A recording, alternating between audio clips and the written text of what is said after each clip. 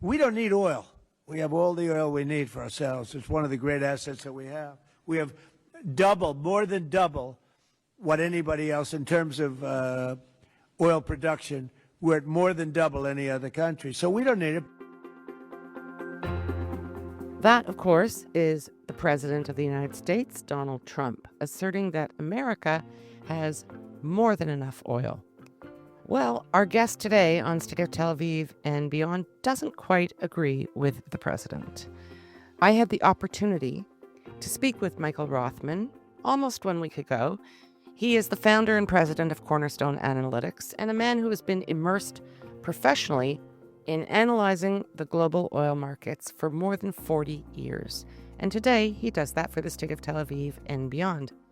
Mr. Rothman shared with the Strait of Tel Aviv proprietary material that illustrates his commentary, and with his permission, we show his work while he is speaking in order to assist the listener, viewer in understanding the content. As you will soon hear, Rothman is very careful in predicting. I'm a little less hesitant. I share my big picture thoughts at the end of this podcast, and I've also written down my predictions. I'll share them in the near future. But I will say this now. Things are about to get very heated in the Strait of Hormuz, Persian Gulf, and Kharg Island. And that is a very bold prediction. This podcast is unlike my usual offerings. It is more technical and industry specific. So it may not be your cup of tea. In case you do drop off, I'll share with you now the conclusions that Michael Rothman works towards. That's the punchline. But in between, there's a rich and important discussion. But here's what he says at the end. So I'm pretty comfortable asserting that the supply loss is going to be pretty massive. I'm pretty comfortable asserting that the price effect, if we look at where oil prices are right now, they're not as high as they're going to get. I'm pretty comfortable asserting that this is ultimately going to get to a situation where prices get so high that it will actually do damage to the economy, whether it's a full-blown recession or some version of recession. I'm Vivian Berkovich, former Canadian ambassador to Israel. Let's do this. Saturday, March 21st, it's just after 3 p.m. in the afternoon in Israel, where I am, which makes it just after 9 a.m. in the morning in the East Coast of the United States, where you are. Michael Rothman, founder and president of Cornerstone Analytics. Thank you so much for making time for Strait of Tel Aviv and Beyond today. Thank you. And we, of course, are here to discuss what may or may not be going on in the world, specifically with respect to oil markets and supply. Tell us a bit about what you do, because before we really get into the details of what's going on in the Middle East at the moment and how that may ricochet around the world. You've been in this business for 42 years. You've been at every OPEC meeting, Organization of Petroleum Exporting Companies, since 1986. And just for those of our listeners who may be wondering, what is this OPEC thing? OPEC really is a cartel, and it's a cartel of countries that primarily are in the Arab world, dominated by the Arab world, but not exclusively. So, Michael Rothman, introduce us to the world that you've been inhabiting for over 40 years and give us some of your sort of top-line observations with respect to what goes on and what is understood and misunderstood. So there's an old saying that your health affects everything you do and everybody you know, and the oil markets affect everything you know and everything that happens in the world. It's a critical commodity. As much as has been written over the last several years that oil demand is going away and the world is somehow going to move beyond it, that's really not the case. And the reality is what I am is a subject matter expert on the global energy markets. I started my career at Merrill Lynch. I was a chief energy strategist, the co-head of the global energy team. And again, for that kind of work, you're dealing with money managers who are looking at investments that are directly and indirectly or inversely affected by what happens to the oil market. So you have the oil companies, but then you have the airlines, let's say on the other side, or consumer cyclicals. Cornerstone Analytics is a consultancy that basically specializes in what's called macro energy research. So we're not publishing anything on individual companies. We're publishing on global supply demand, refining, biofuels, et cetera, and the outlooks we're paid to forecast. So something like the current events happening in the Persian Gulf are very front and center to what we do. There's a lot of misreporting about what's going on. There's a lot of data that the average person's really not going to get exposed to. It's not covered in the casual press. So for our clients, this kind of work is very pressing. And it's not just what it's going to do in terms of energy equities, it's what it does to the whole broad market. So that's the short story. But I would tell you, for the purpose of what you wanted me to do this morning, I was going to go through some very big picture fundamentals about what's really happening in the world. What are the things you're not really hearing about? Why do they matter? And then what does it mean for oil prices? Because ultimately, what happens here will affect the price of oil, which then starts having domino effects across the global economy. So, Michael, you just referred casually to the casual press. I won't name any names, but I know from previous conversations that what you call the casual press is what most people would consider to be the expert press, media that purports to really understand and give information to the market about what's going on, in this case, in the oil markets. And you made a comment yesterday when we spoke, talking about your experience at OPEC meetings over the years, and then going to the casual press and reading the coverage and thinking and saying to yourself, were they at the same meeting I was? If you can just kind of give us an overview, big picture, what's the deficiency that you note in the media that covers or purports to cover the energy market? Well, it's not a knock, and it's going to sound like a knock, but the reality is the people who generally go to the OPEC meetings, you have 800 journalists there when the meetings are in person. The week before, they were writing about the auto show. The week before that, they were writing about Victoria's Secret's new offerings. The week before that, they were writing about something regarding ocean pollution. And they're not really specialists in the industry. They don't know the data. They don't do that kind of analysis. And the overlayer that you have found, and this is, again, just my own observations, it doesn't mean I'm right, just my own observation, is you'll come to the meeting, if you're from a particularly new organization, with your decision already made about what's going to happen and why it matters. So a lot of times, for instance, you'll be in front of the same minister who's giving a briefing, and it has a certain implication, and yet if you read about it, it's turned into something else. And yes, I have been at many meetings, a lot, where I was always amazed about how it was being written about in the press versus what really happened. And I could spend a lot of time doing that and a lot of different examples, and that's not necessarily going to be helpful to your listeners, but it's a difference between news being data centric and reporting the news because it's the way you want the news to be. And that's probably not an unfair way of characterizing it. All right, so let's get into the swamp, so to speak. I'm in the Middle East, not far from me. The battle rages. And all of a sudden, the whole world knows two things. They know what the Strait of Hormuz is and where it is, and they know what Kharg Island is and where it is. So before we get into your presentation, if you wouldn't mind, just explain from your perspective why they are so important or not, and then let's dive into what you've prepared for this discussion today. Okay, so very basically, if you look at the supply and demand of oil globally, you have a handful of countries that are very critical net exporters.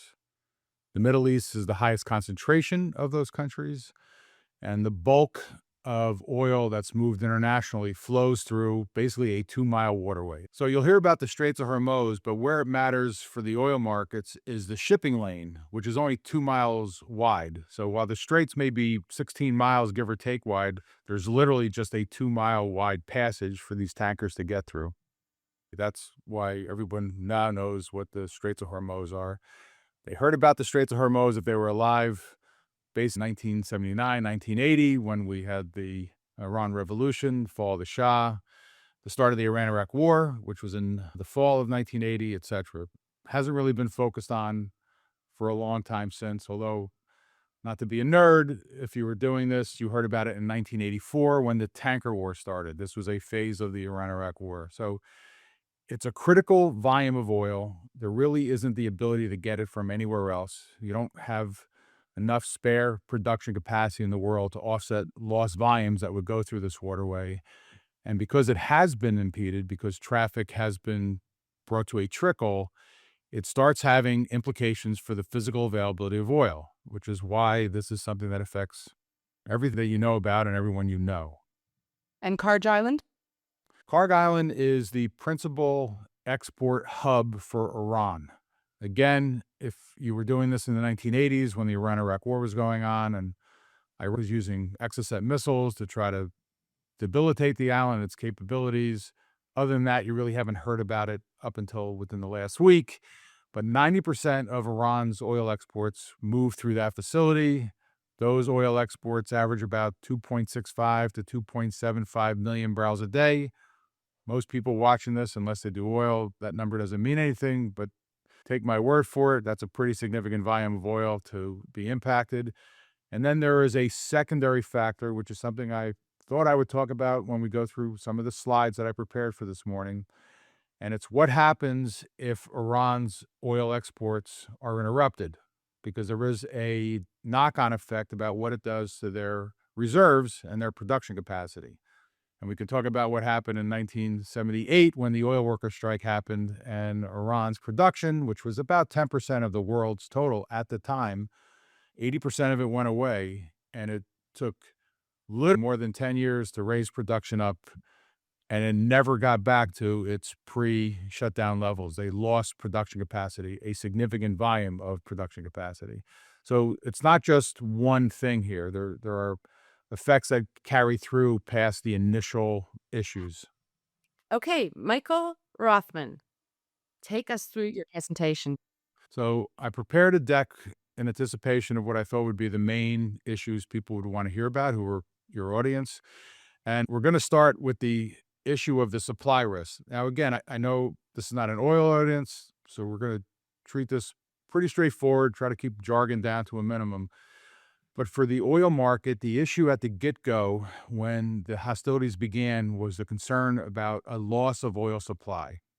And there's four basic risks that it breaks down into. One is tanker traffic, which has become the critical concern of late, but you worry about the ability to move ships through the waterway. Then you're worried about, if you do shut down tanker traffic, if the countries that produce oil from the region now have to start throttling back their output. You say, well, what does that mean? Well, typically there's a continuous cycle of production, processing, then transportation, then it gets loaded onto ships, and the ships make their way to refining centers, and that is basically a never-ending cycle.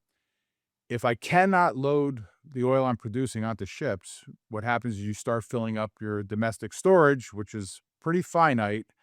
And then at that point, you actually have to start shutting in production. So that becomes forfeited supply. In other words, if Saudi Arabia was producing 10.4 million barrels a day, and they have to go to zero for a period of time, which is, let's say, not the case, but if they had to, they can't make it up by going to 20 million barrels a day. So when you start shutting in production, that becomes lost supply of the market. Then you have to worry about Iran's production being disrupted, whether it's from attacks or unrest. And then, of course, you worry about production being affected from Iran kinetic action, meaning they strike out at various oil producing and or export infrastructure in the region. As things stand, all four of those are actually happening right now. So again, I know we're going to keep this very general, and this is probably data most people just aren't used to seeing, but that doesn't mean it won't be understandable. What you see on the left is how much oil, and that means not just crude, it's refined fuels, so oil products, was moving by country during February. And the key statistic there is that text block in the upper right of that chart, not quite 23 million barrels a day. So the casual press will report that 20 million barrels a day of oil moves through the Straits of Hormuz. It's actually more than that, but doesn't make it any less significant. 20 versus 23 is still an enormous volume of oil. It's irreplaceable, but it's about 23 million a day, which cannot be made up by anybody.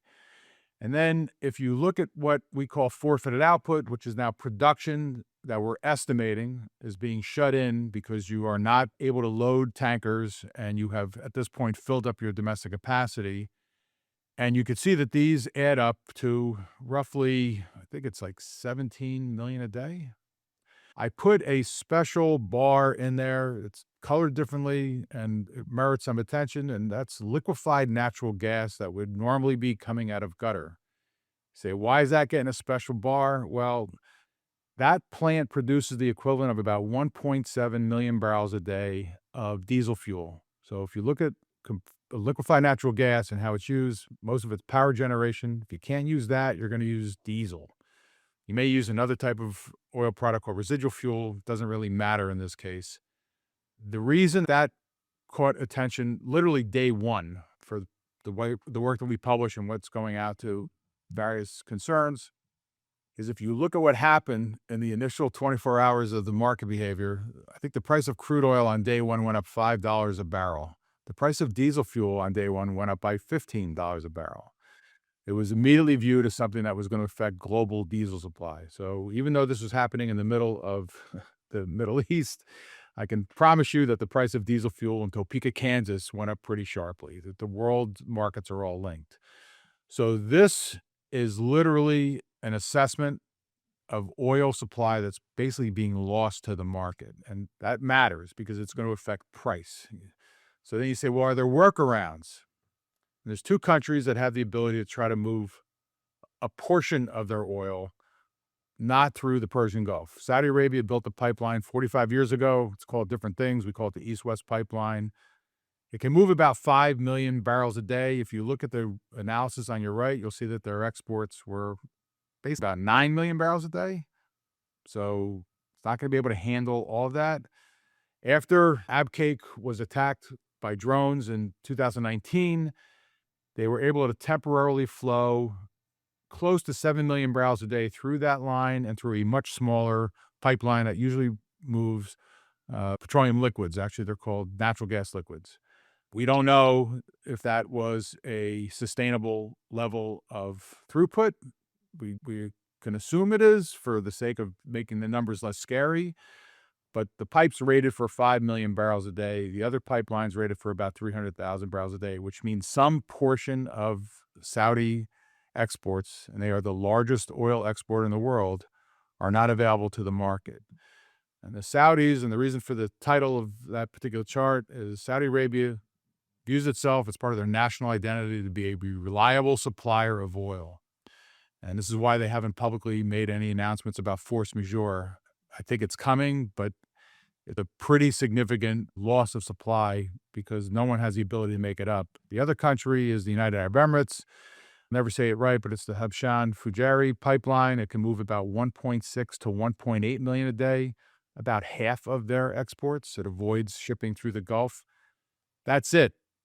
That's the sum total of your workarounds from the Middle East. So the oil market is losing a significant volume of physical oil right now. Again, I'll get to why specifically does that matter, but anybody who's watching this has to sort of take my word for a second that it's a pretty significant development, extremely bullish for oil prices. You referred to the kind of singular importance of Qatar's LNG facility and exports. Am I correct that the largest LNG processing plant in Qatar suffered a direct hit in recent days? Yeah, that's Lafan. Yeah, absolutely. Processes the equivalent of 77 million metric tons a year of fuel, and Okay. it going out is it was a direct effect on the diesel market because, again, if you're not going to be able to burn natural gas, you're probably going to have to rely on diesel generators. And it So wasn't completely knocked out? they turned it off. I don't know how much damage. I'll be very blunt with you. I don't know. I have not seen anything to suggest the extent of the damage. Mhm. But the fact that it was able to get hit with ordnance is why they had to shut it down at a minimum just for precautionary reasons. One thing you don't ever want to have is compressed natural gas go to vapor and then have something that can combust it. That becomes just a giant bomb. So whatever damage happened was almost secondary to the fact that they now had to shut the facility down. Okay. Let's carry on. Thank you for that. Nope, no problem. So now you're looking at this graph. You're like, what am I looking at here? Well, probably the most significant development that occurred this past week was a bombing raid that took out processing facilities, which handled natural gas that come out of the South Pars field from Iran. That's a big mouthful. What does it mean? Why should you care? Well, it's a couple things. Most of Iran's production, 70% comes from that structure. That's number one. Number two is 90% of Iran's electric generation comes from burning natural gas. So you lost something like the equivalent of 60% of the country's natural gas, which will directly affect electric generation. And electricity affects everything, including oil production. You cannot run your oil production capacities without having electric generation. And you can't do a lot of other things. You can't run refineries. You can't do a lot of things. What most people missed and what was not really reported well when this happened was the issue of electric generation as it affects oil. And then there's a direct loss of a type of oil stream called natural gas liquids like propane, propylene, the pentane pluses, things that, again, your clients or your readers aren't going to necessarily care about, but it's oil supply. And it's a direct loss of about 900,000 barrels a day of this supply. So on top of everything else going on, now you're actually losing oil supply here, and then you have to worry about this knock-on effect of electric generation capacity being greatly reduced and it affecting its oil flows. You say, well, why does that matter? We have other countries that are shutting in production in the Middle East. Well, Iran's oil reservoirs are actually different than what you have on the western side of the Persian Gulf. And I'll talk about this in a little detail. And what does it matter to you? So back in 1978, late in the year, I think it was November, there was an oil worker strike in Iran as the country was basically on the verge of removing the Shah and the Ayatollah coming to power, and the oil workers got involved. 80% of the country's production was shut in. Well, why does that matter? Well, if you look at that analysis in front of you, at the time, Iran was producing almost 10% of the world's oil. Wow. And when the production got shut in, if you then look at the next 15 years, and actually the entire history since then, you will see that they have never been able to get the production back over 4 million a day. And this is what happens when you disrupt output in reservoirs that are thick and low pressure.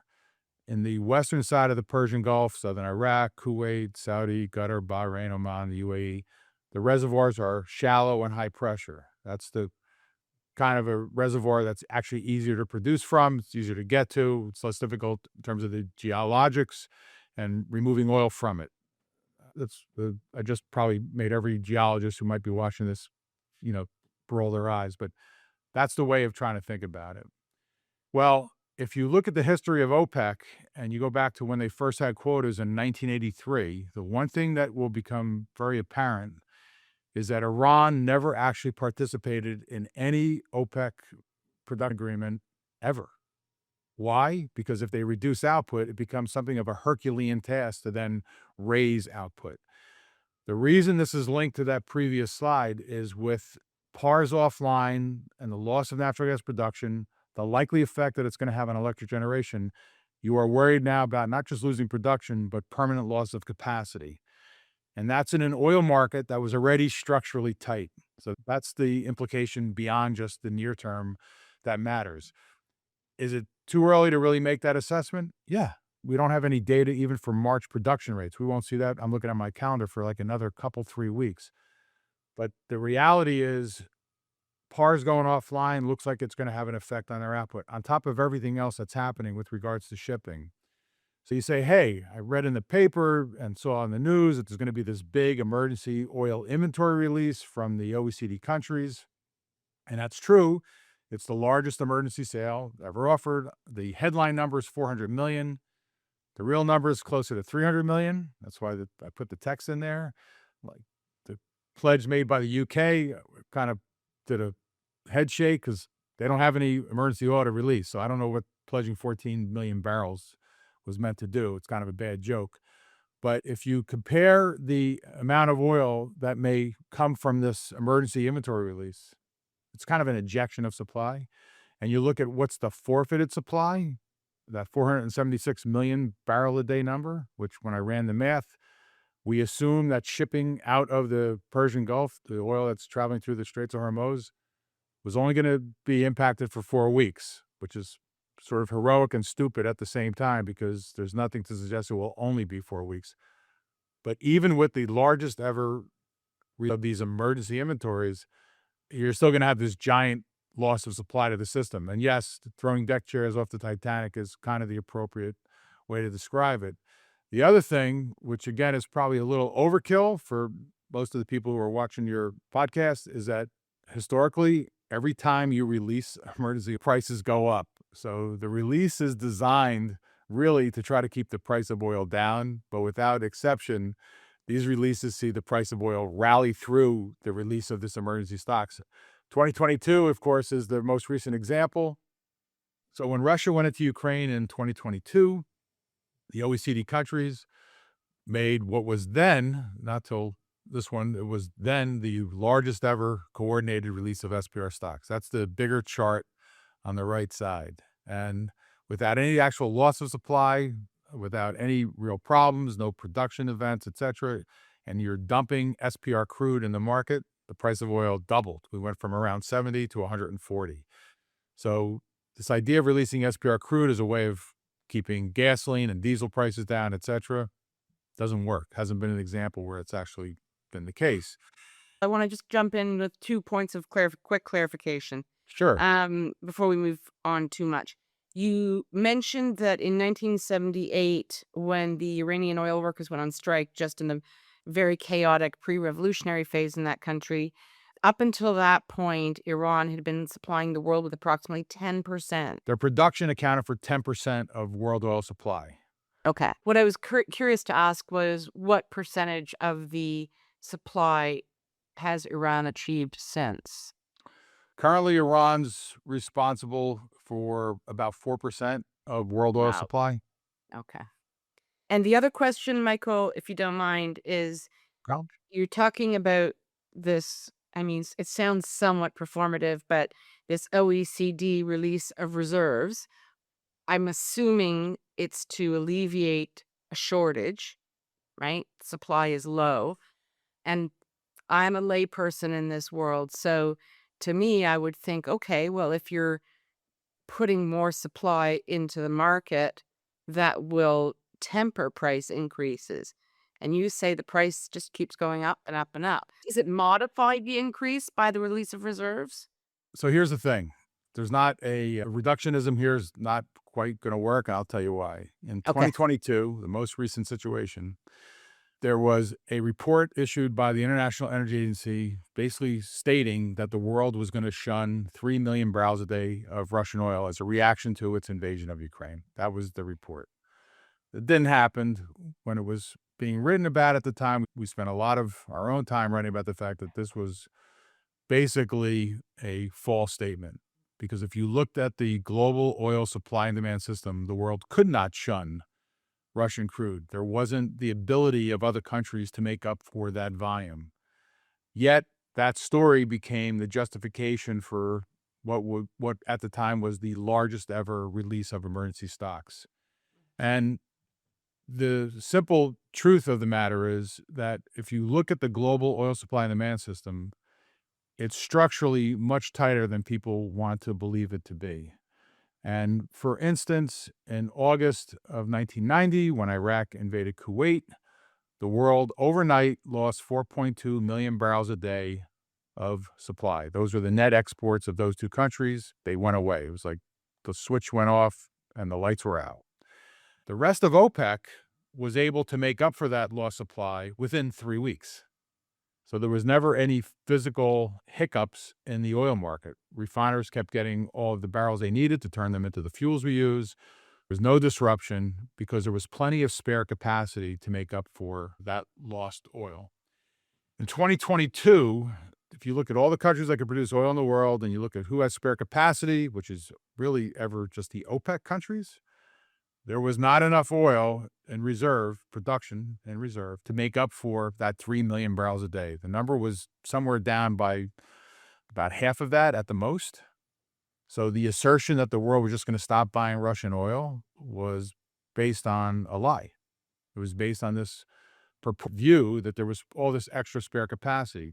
Basically, not to deviate, but kind of what most people heard prior to or at the beginning of the Iran war, the current hostilities, that they're already oversupplied by this massive amount of oil, 4.5 million barrels a day, which was incorrect, that OPEC had roughly 4 to 4.5 million barrels a day of spare oil production capacity, also incorrect. The number was closer to 700 or 800,000 barrels a day. And that there was 1 billion extra barrels of oil floating on tankers in the ocean that could come to market any time. Also another falsehood. So this notion of releasing emergency stocks here is meant to temper currently what will likely be massive amounts of oil that are going to get lost to the system, what I call forfeited supply. Okay. When you run the math, it's not going to do that. It will temper it, but it actually will not offset it. That's number one. And number two, in terms of what most people care about, which is what they pay when they go to get gasoline, like I can cite the statistics for the US, I haven't done it for other countries, but the largest outlay for energy by US households is for gasoline. It's actually much bigger than electricity. Most people assume it's electricity, but outlays for gasoline are much bigger. So the price of gasoline at the pump is the most visible energy cost to consumers.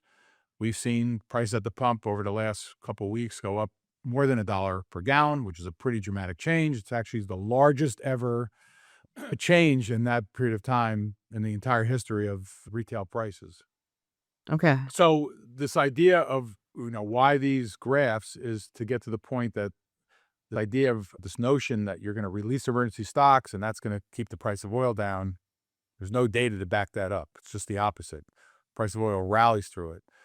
If you get to the why, and it's a little bit of a guess on my part, it's because when you're releasing emergency stocks, it's more of a signal that there's some kind of a bona fide crisis. And the normal pattern of behavior is to accumulate when you're worried about availability, which is very bullish for the price of whatever you're looking at, in this case, oil. So all the talk that I've basically engaged in so far, and again, it's a non-oil audience, but we're going to have to go a little bit lower than 10,000 feet so that this has some additional meaning for the people. There's about 170 countries in the world that consume oil. There's 83 countries in the world that produce oil. You have all kinds of factors that play at all different times, but ultimately everything nets down into inventories here held by the OECD countries. The OECD was basically the oil buyers club that was formed in the aftermath of the 1973 Arab oil embargo. And if you're looking at this and you say, wow, there's a really strong inverse pattern here, the answer is exactly. If the market is structurally tightening and inventories are dropping, the price of oil will go up and vice versa. All the things we were talking about, that forfeited supply and what was happening with shut-in production and Qatar's LNG being shut down and interrupted shipping, ultimately gets down to an inventory effect. What's going to happen to storage? And there was actually a very strong relationship between inventory levels and oil prices. So much so, 25 years ago, built a model called MICR, which is essentially an inventory oil price model. It's a proprietary model, but you can use it to create a price estimate based on what will happen to the physical oil balance. In other words, what kind of an inventory effect are we looking at? And then what does it actually do to the price of oil? Now, this table is clearly overkill for the podcast, but I figured it would be worth your watchers seeing this. And you're like, what are all these numbers and what do they mean? So the top 4 numbers there are estimated loss of flows out through the Straits of Hormuz right now. That's an estimate of interrupted shipping. It's not really a hard number because there's not great data currently to get a sense of just how much oil is still being restrained. There are indications that a couple ships are getting through. So it's not the full 23 million, it's 17. If you look at the first line, 4 weeks, that's kind of our base case. That's a scary enough set of numbers for most people.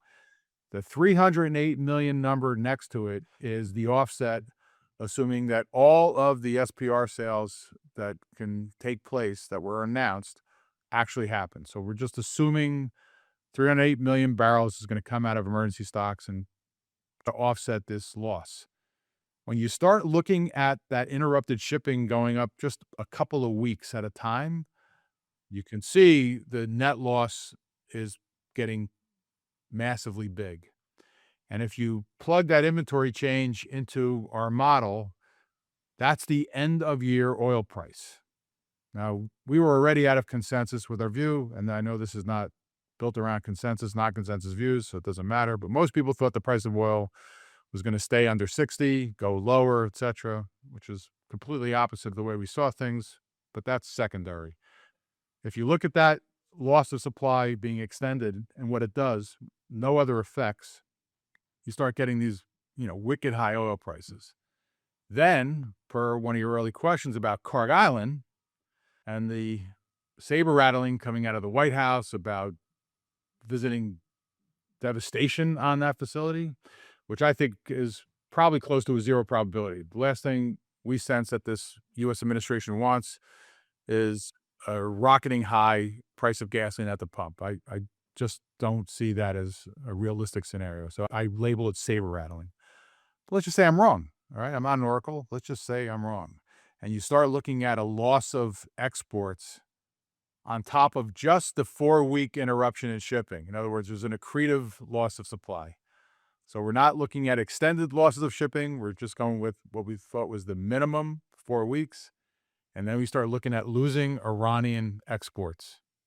And again, the inventory effects start becoming quite massive, and you start getting very high oil prices, much higher oil prices than what people are really prepared to deal with. And, it will have implications for the economy. But from the point of view of what you asked me about explaining to people, why does all this matter and why should I care? And I start with the sort of the fact that oil affects everything and everybody in the economy. It's as much as people want to believe oil is going away, it's not. But if Yeah. you're looking at what's happening right now, theatrics aside, the sense someone should be getting is this is way more serious than what I might have thought, and I understand why it's so much more serious than what I would have thought, because there's really not very well articulated discussions about, these volume impacts and what they do. Right. That is fascinating, but I have some just kind of wrap up questions, if you don't Sure. mind, Michael.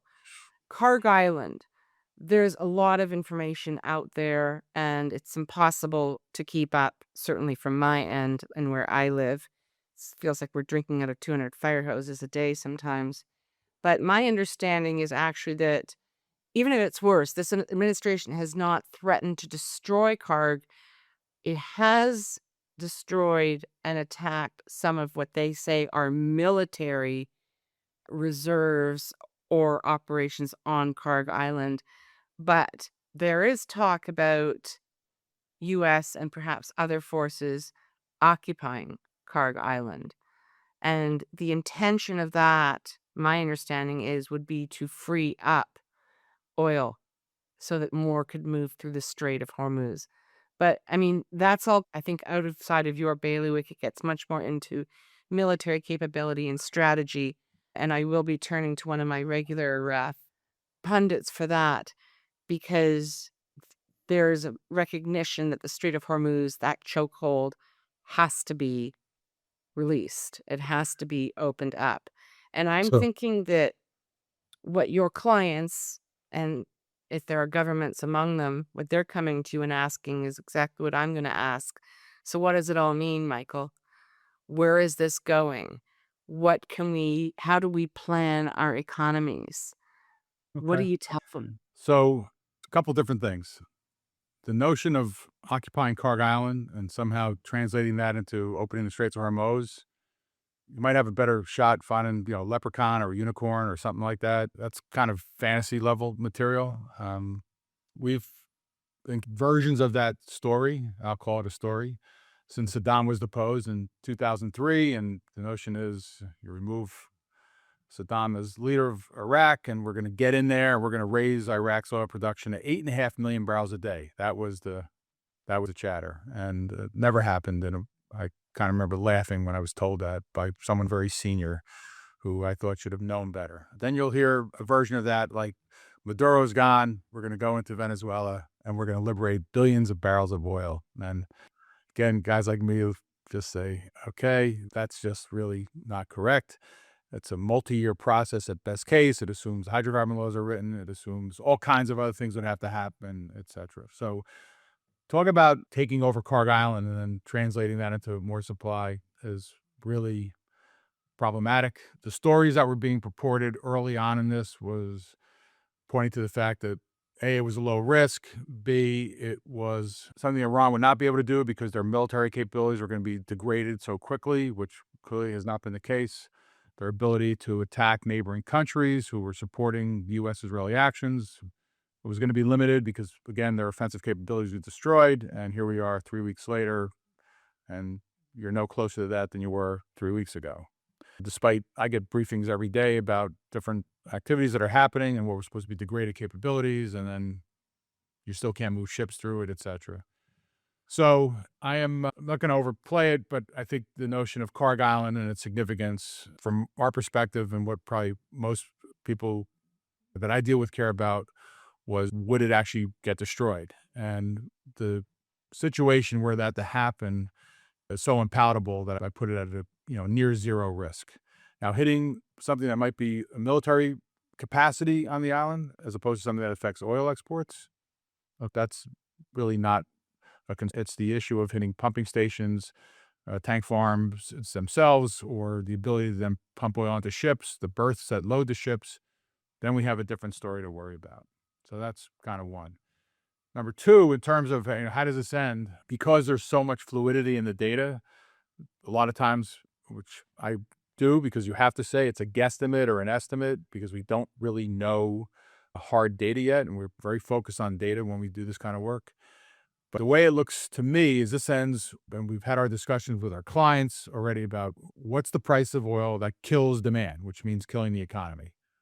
That is the question of the last week. That was probably the most prevalent. And we look at expenditures on oil as a percent of GDP, and you start getting into numbers that talk about average annual prices, not the day or a week, but the annual price that are ranging from basically $160 to $181 a barrel. That's the way you get to a certain percent of GDP.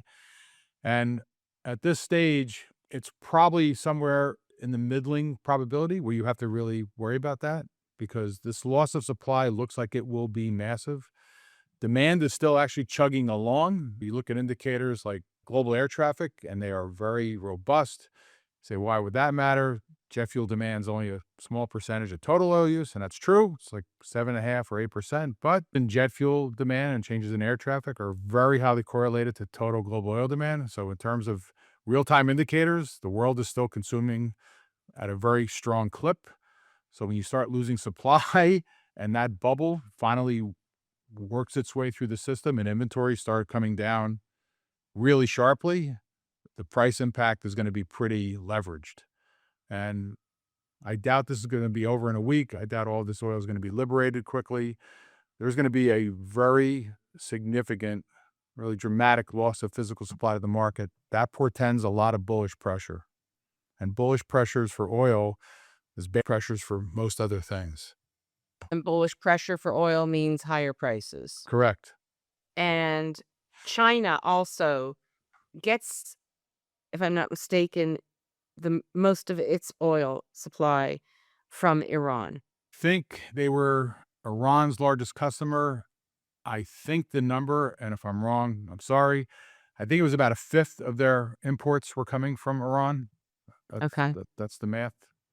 So, Well, and the oil market's global, right? So yeah, people think, well, country A is worse off than country B, or like the U.S. is better off because it produces a lot of oil, et cetera. But here's the way it works. Oil flows where prices basically direct at the flow. So there's always an arbitrage, so to speak, taking place. mm-hmm. And when you have something like the price of crude rallying generally, gas prices go up everywhere generally.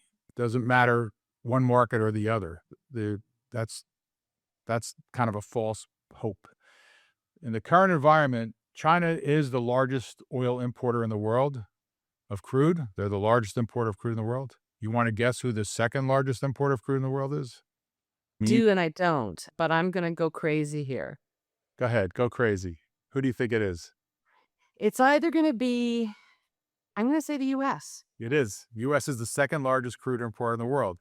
So Thank you'll you. hear things about energy dominance and energy independence, and those are false versions of the data. The U.S. produces the largest producer, but much of the crude the U.S. produces really isn't suitable for U.S. refineries. So the U.S. is the Interesting. second largest crude importer, which is why when they think, well, the U.S. is better off, it's really, again, a false portrayal of the data. So the US it is. And we're dealing with a lot of smoke and mirrors based on what you've told us, right? Because Well, we again, have a the lot of president saying that, oh, we got reserves like, for the next, forever. We're fine. We're energy independent. And what you're saying is it's not that simple, obviously. other leaders in this country have been saying the U.S. is energy independent for years. Doesn't make any of the claims less false. The Okay. reality is it is a global market. Losing this volume of supply has implications for everybody. And the way the market works is to do its job, it's going to try to ultimately ration supply, which means a much higher price. So, Michael, I want to just kind of try to wrap up and, of course, put you in the position that you say you can't be in, which is to be somewhat oracular, to be my oracle for the day, and to try to summarize this very intense, interesting presentation and your sharing of knowledge. And it comes down to this: there are so many dynamic variables at play in the oil market, the global oil market, at the best of times. And this moment is not what I think anyone would consider the best of times from any perspective.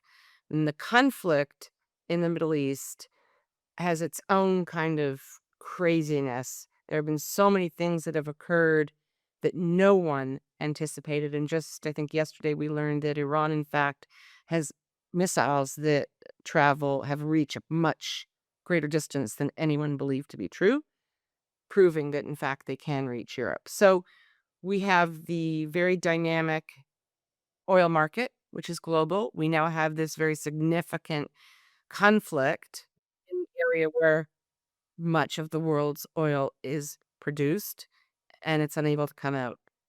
Do you feel comfortable projecting that all of this instability, which is, I'm going to say, clearly going to continue for some time now, will almost certainly result in oil shortages, higher prices, and economic impact globally that we simply can't predict, but we know will transpire?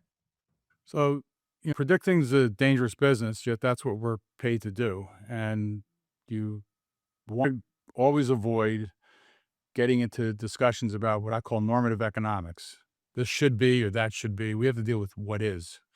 And Right. then you end up assigning probabilities to certain types of situations. So it is a virtual certainty that there's going to be, it's already happened, a loss of supply.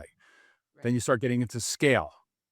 And I'm the first to admit that there's a lot more questions than data can give you an answer to at this stage because we just don't have the data as of yet. A lot of it is opaque, and countries don't want to admit to production shut-ins for a reason because it creates a doubt about their ability to be, quote, a reliable supplier. You have to live with that. But I am pretty comfortable asserting that the volume of oil that's going to be lost to the global system is massive. I've been doing this a pretty long time, and I've never encountered this sort of a supply shock. COVID and what we saw with demand was a demand shock. And OPEC and other countries actually reacted pretty quickly and ended up cutting back their production and offset those effects. Mhm. The problem in this case is when you start having these massive losses of supply, you're looking at your toolbox as to what can we do to really offset this lost supply. And the answer is not a whole lot. Not when you're talking about the scale of output being forfeited. And again, I know I've already said it, but I'm going to say it one more time. In the scenarios that I went through, which I'm sure were a little more technical than might be comfortable for someone who's just casually looking at this, we assumed only a fairly short period of time for interrupted shipping. Even that is a black swan. I mean, in Yeah. the analysis of the oil markets, and you talk about black swans, Abcake, when it got attacked in 2019, was a black swan. It wasn't even supposed to happen.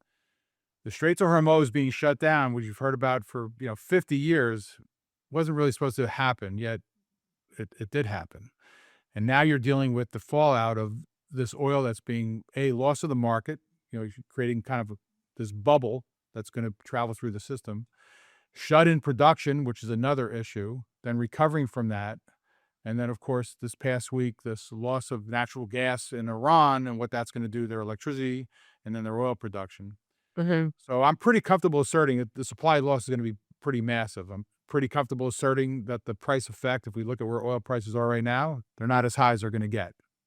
I'm pretty comfortable asserting that this is ultimately going to get to a situation where prices get so high that it will actually do damage to the economy, whether it's a full-blown recession or some version of recession. And you said that your presumption as you make these predictions and look forward, your presumptions are based on the shipping lanes being interrupted or shut down for 4 weeks. And in fact, if it was longer, obviously the impact would be more severe. Correct. Correct on both counts. Thank you so much, Michael Rothman, for your time, for the slides you presented, and for taking us through this really important issue and market so that we can understand it a little more clearly than we did an hour ago. Really appreciate this. Well, thank you. And thank you all for listening.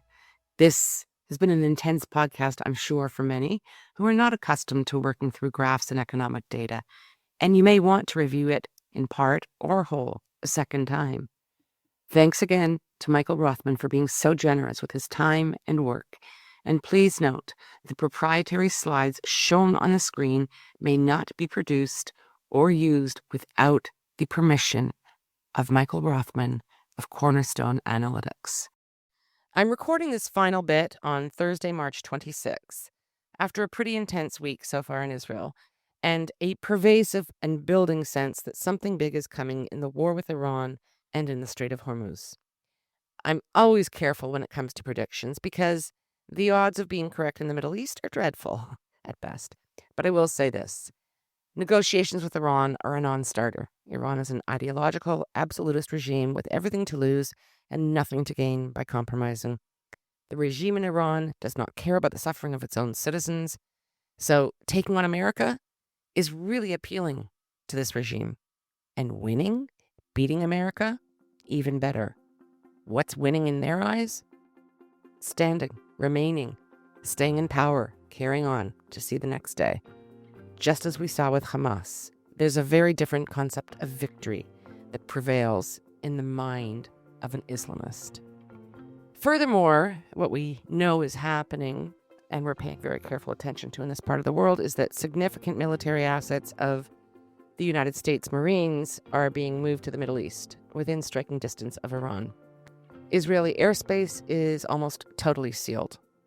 There are minimal civilian flights, and those are with Israel's flagship airline El Al only.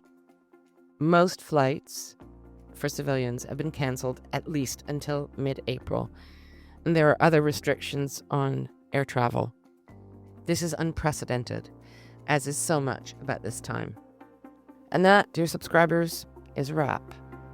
Until next time, thanks for being here, and stay safe. We love hearing from you, so please comment on our website, stateoftelaviv.com, or send us a note to vivian@stateoftelaviv.com. That's VIVIAN @stateoftelaviv.com. And if you go to our website, stateoftelaviv.com, you can find the subscribe button and take it from there. Hope that you do that. On behalf of the State of Tel Aviv core team, Jan Zabo, our creative, graphic, visual, and marketing man, Amir White, producer and editor extraordinaire, sound guy, who is also impressively patient with me and my boomer tech deficiencies, and our social media manager who pitches in on everything. Thank you, Maya Naftalin. Thanks to the team, and thank you, listeners, for being here. Until next time, stay safe.